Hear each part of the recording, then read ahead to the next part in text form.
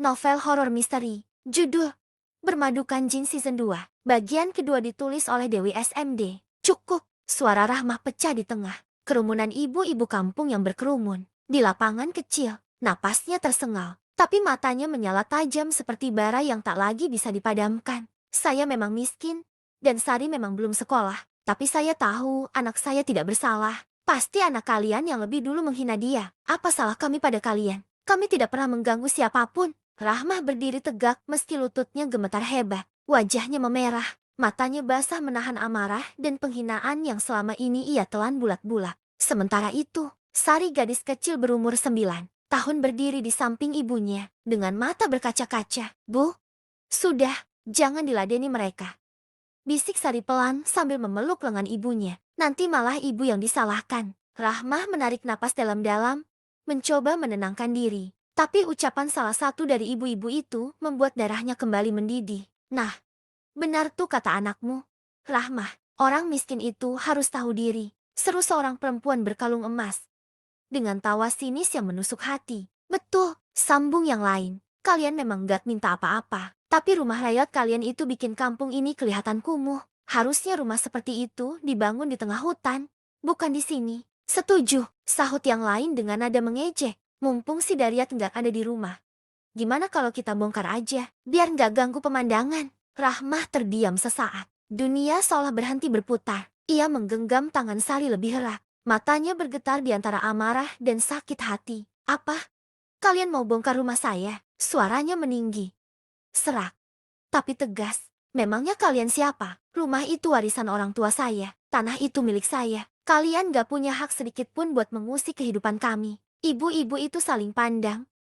Beberapa tersenyum sinis. Sisanya hanya menatap Rahmah seolah melihat sesuatu yang hina. Namun kali ini, tatapan Rahmah berubah.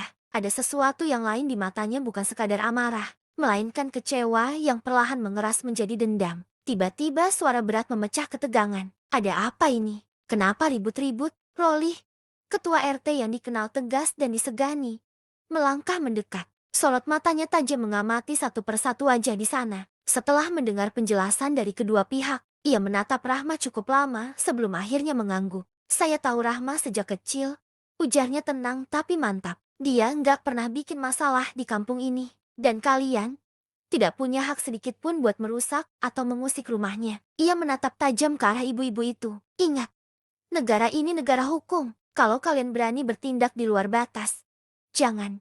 Kalian berani bertindak di luar batas. Jangan salahkan saya kalau nanti malah kalian yang berurusan sama aparat. Nada suaranya seperti cambuk. Ibu-ibu itu saling berpandangan. Lalu satu persatu pergi sambil menggerutu dan melontarkan sumpah serapah. Rahmah hanya bisa mengelus dada. Sari menatap ibunya dengan wajah takut. Ayo pulang, nak, ucap Rahmah pelan. Sudah cukup untuk hari ini. Mereka berjalan pulang menyusuri jalan setapak. Diiringi sinar matahari sore yang mulai memudar. Di dada Rahmah ada getir yang menumpuk, namun di balik air matanya yang jatuh diam-diam, tumbuh satu hal yang lain, tekad. Sementara itu, di tempat lain, Daryat berjalan menyusuri jalan tanah yang mulai gelap. Sudah 3 hari ia berjalan kaki tanpa bekal sepeser pun. Pekerjaan tak kunjung didapat, dan kini hanya satu yang terlintas di benaknya.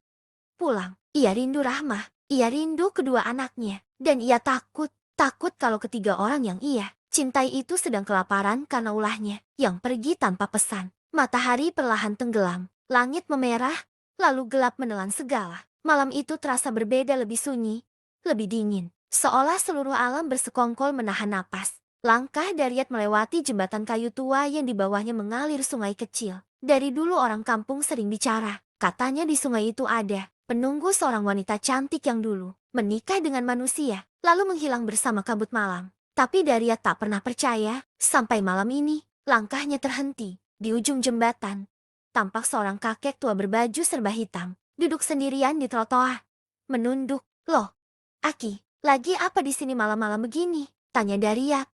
Mendekat dengan hati-hati, kakek itu menoleh perlahan, tatapannya dingin, dalam, dan entah kenapa membuat bulu kuduk Daryat meremang. Namun Daryat mencoba tersenyum. Aki, jangan takut. Saya bukan orang jahat. Mau saya antar pulang? Ia ulurkan tangan. Kakek itu diam sesaat, lalu menggenggam tangan Daryat. Kulitnya dingin, terlalu dingin untuk ukuran manusia. Antar Aki pulang, nak. ucapnya pelan tapi dalam. Dariat mengangguk. Mereka berjalan melewati jalan setapak yang menuju ke hutan kecil di pinggir desa. Aki, rumahnya di sini? Setahu saya, di arah sini nggak ada rumah sama sekali. Tanya Dariat, menahan rasa heran. Kakek itu tersenyum tipis. Ada, sedikit lagi. Dan benar saja, di ujung jalan yang gelap itu, tiba-tiba tampak sebuah gubuk kecil berdiri di antara pepohonan rimbun. Lampu redup berkelap-kelip dari dalamnya, seolah menunggu kedatangan mereka. Masuklah, nak, ujar si kakek sambil membuka pintu yang ternyata tidak dikunci. Di dalam, suasana hangat, sebuah tikar merah terbentang, dan aroma dupa samar memenuhi udara. Dariat duduk pelan, merasakan kenyamanan yang aneh. Aki, saya pamit ya, anak istri saya pasti sedang nunggu di rumah. Katanya sopan, tapi kakek itu menatapnya tajam. Lebih kasihan lagi kalau kamu pulang tanpa hasil.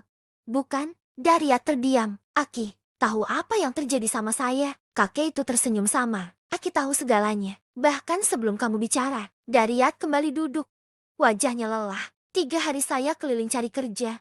Ki, tapi nggak satu pun yang mau nerima. Anak istri saya pasti kelaparan sekarang. Suaranya nyaris pecah. Kalau kamu mau, ujar sang kakek pelan, Aki bisa bantu. Kamu akan jadi orang kaya. Hidupmu nggak akan kekurangan lagi. Dariat menatap heran. Caranya? Ki, kamu harus menikahi seorang wanita. Jawab kakek itu. Dia cantik, lembut, dan setia. Dengan menikahinya, kamu akan mendapatkan harta yang tak akan habis 7 turunan. Dariat langsung berdiri. Apa? Ki? Enggak, saya sudah punya istri. Saya enggak akan mengkhianati Rahmah. Suaranya bergetar tapi tegas. Ia menatap ke arah kakek itu dengan mata yang yakin. Namun kakek itu hanya tersenyum perlahan. Dan dari senyum itu menguar hawa dingin yang menusuk tulang. Kamu akan berubah pikiran nanti, nak Dariat. Gumamnya pelan. Semua orang akan berubah demi bertahan hidup. Iya Ki, saya memang sangat butuh itu. Tapi saya tidak ingin kalau harus menjadi suami pengkhianat. Dariat kembali lemah. Dariat, bagaimana kalau Aki pertemukan kamu dulu dengannya? Kalau kamu mau, bukan saja harta yang akan kamu dapatkan, tapi juga kedudukan dan juga penghormatan dari orang-orang. Tambah si kakek lagi. Kisah selengkapnya ada di Vizo Novel dengan judul yang sama, dengan nama pena, Serpihan Luka.